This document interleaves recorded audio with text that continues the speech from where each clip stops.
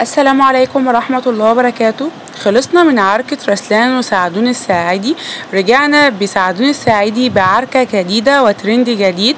ومشكلته مع أهل النصرية، وإيه هي المشكلة باختصار؟ إن أحد المطاعم المشهورة بالنصرية إنهم نزلوا إعلان بإن سعدون هيعمل حفلة، وهذا الشيء أغضب الشارع النصر والشباب النصرية اللي نزلوا فيديوهات وقالوا فيها إن لو إجا هيطردوه.